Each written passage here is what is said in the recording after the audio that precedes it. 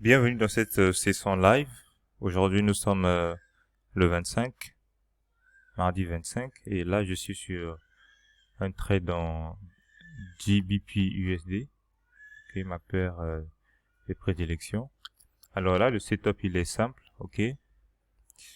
Bon, là, j'espère bien que ça va continuer à monter, d'accord. C'est des probabilités, c'est pas une science exacte. Mais qu'est-ce que je vois? Premièrement, j'ai d'abord constaté cette ligne de tendance qui a été touchée plusieurs fois et respectée. Et vous devez comprendre que partout, dès que vous voyez une ligne de tendance évidente, sachez qu'il y a de la liquidité au-dessus. Ok? Il y a de l'argent à se faire au-dessus.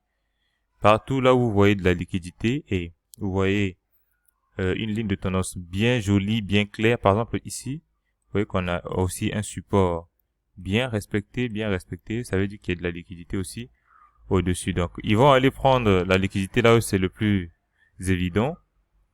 Ok, donc les gens peut-être vont prendre à la baisse massivement et ils vont aller ramasser la liquidité qui est au-dessus ici.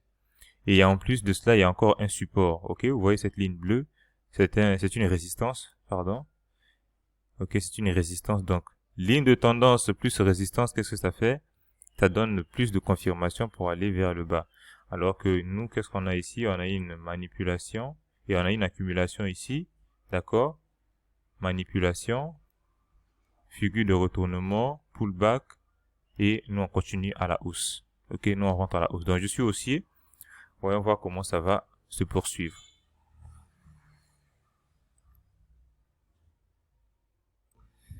Alors, là nous voyons que là j'avais mis une pause. Et puis là je reviens quelques trentaine de minutes, quarantaine de minutes après. On voit bien que la bougie est sortie. Alors je vais vous expliquer quelque chose de très intéressant que vous devriez garder pour la suite. Vous avez constaté que ici, je vous ai parlé de la tendance qui devenait claire, ok? On a une tendance claire et on a une zone de résistance à ce niveau-là. On a une touche ici qui a commencé depuis ici, touche qui a été travaillée là. Donc c'est toute cette zone-là avec qui représente cette zone de résistance-là. Donc du coup, quand on a une tendance baissière qui coïncide avec une zone de résistance, qu'est-ce que les gens font? Les gens ont tendance à vendre. Et où est-ce qu'ils placent leur stop loss? Juste au-dessus ici. Alors vous allez constater que lorsque vous avez ce genre de configuration là, la bougie qui va sortir sera une grosse bougie. Pourquoi c'est une grosse bougie? Parce que ça doit être une grosse bougie qui va accélérer, d'accord, pour ne pas laisser le temps aux gens de réagir et de ramasser les stops le plus vite possible. Si vous me croyez pas, je vais prendre un autre exemple, vous allez voir. Regardez ici. Si je trace ici, on a une tendance, n'est-ce pas?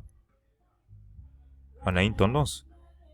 Ok, une fois, deux fois, trois fois, la tendance est validée. On a une réaction ici. On a quoi ici? Une résistance, support, résistance. Ok.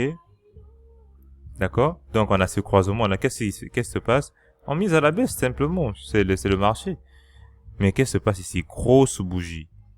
Pourquoi cette grosse bougie? Toujours pour accélérer et ne pas laisser le temps qui sont rentrés à la baisse, aux gens qui sont rentrés à la baisse, de récupérer leur argent. Donc, de fermer le plus grand nombre de stops possible. Et on appelle ça nettoyer le tableau. D'accord? Et après, vous voyez que ça revient. Et si vous partez en H4, vous allez voir que c'est juste une mèche. Donc, c'est une astuce comme ça que je partage avec vous. Donc, nous continuons à suivre notre position. Ok? Nous allons voir, nous allons espérer que ça fasse, que ça atteigne ici. On aura peut-être un petit 500 $. Comme ça. Donc, voilà, on attend.